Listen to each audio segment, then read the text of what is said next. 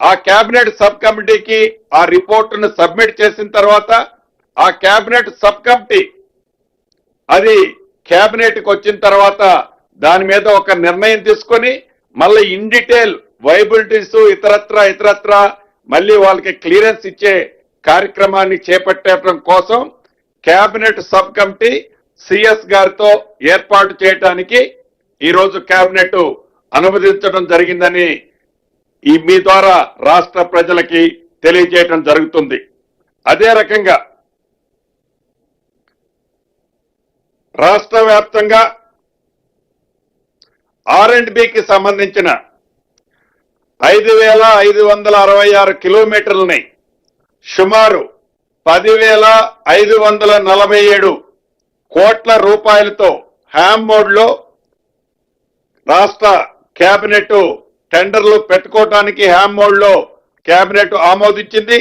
ఏవైతే రాష్ట్రంలో అది మండల హెడ్ క్వార్టర్ నుంచి డిస్ట్రిక్ట్ హెడ్ క్వార్టర్ కానివ్వండి, డిస్ట్రిక్ట్ హెడ్ క్వార్టర్ నుంచి స్టేట్ హెడ్ క్వార్టర్ కానివ్వండి, ఇంకా ముఖ్యమైన టూరిస్ట్ ప్లేసులు, లేకులు, ఇతరత్ర ప్రాంతాల్లో ఏవైతే ముఖ్యమైన ప్రదేశాలు ఉన్నాయో కొన్ని 2 లైన్స్ కింద, కొన్ని 4 లైన్స్ కింద, కొన్ని 3.5 మీటర్స్ ఉన్నది 6 మీటర్స్ కింద వైడన్ చేసే కార్యక్రమం చేపట్టే దాంట్లో 5,566 కిలోమీటర్లు సుమారు 10,547 కోట్ల రూపాయలతో రాష్ట్ర కేబినెట్ హ్యామ్ మోడ్ లో టెండర్లు పిలుచుకోవటానికి R&Bకి క్లియరెన్స్ ఇవ్వటం జరిగిందని కూడా రాష్ట్ర ప్రజలకి, ఏవైతే R&B రోడ్లతో అస్తవ్యస్తంగా గుంటల మయంతో ఉన్న రోడ్లని గత ప్రభుత్వంలో నిర్లక్ష్యానికి గురైన ప్రాంతాల్లో ఉన్న రోడ్లని పూర్తి స్థాయిలో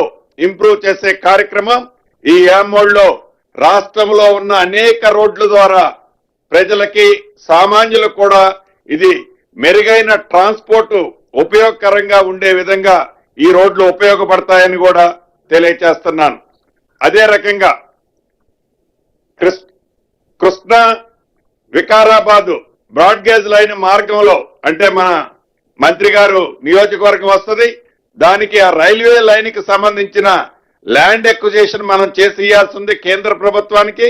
దానికి 438 కోట్లు సుమారు 845 హెక్టార్ల భూమి కోసం ల్యాండ్ ఎక్విజిషన్ పర్పస్ కోసం 438 కోట్ల రూపాయలు సంబంధించిన అంశాన్ని కూడా ఈ రోజు కేబినెట్ ఆమోదం తెలపడం జరిగింది.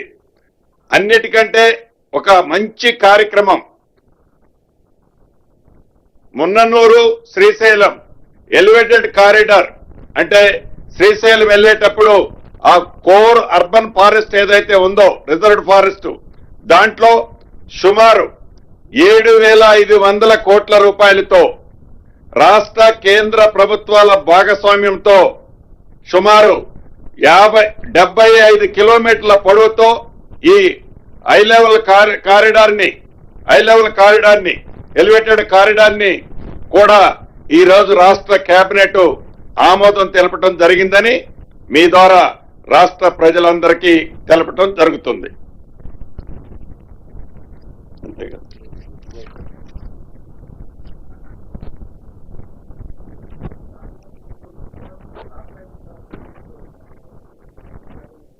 సో ఇప్పుడు ఇచ్చే వాటిలో ఫాస్ట్ గా ఇచ్చేస్తాం, అది కూడా టేక్ ఓవర్ చేయటం జరుగుద్ది.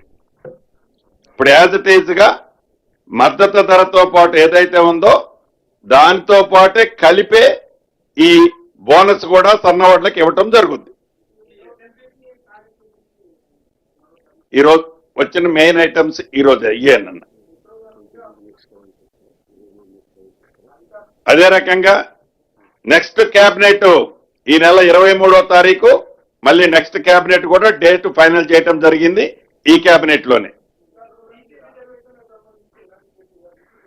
ఏదైతే ఈరోజు సుప్రీంకోర్టులో బీసీ 42% చిత్తశుద్ధితో ఈ ప్రభుత్వం ప్రకటించి జీవోలు ఇచ్చి షెడ్యూల్ వచ్చిన తర్వాత ఆనరబుల్ హైకోర్టు ఇచ్చిన దాన్ని దృష్టిలో పెట్టుకొని ప్రభుత్వమే సుప్రీంకోర్టుకి ఎస్ఎల్పి వేయటం జరిగింది. అది ఈరోజు ఉదయం మధ్యాహ్నం డిస్మిస్ అయిన సంగతి తెలుసుకున్నాం. ఆ వివరాలన్నీ వచ్చిన తర్వాత 23వ తారీఖు నాడు దాని మీద డిస్కషన్ ఉంటుంది కేబినెట్ లో. అంటే అసలు ఈ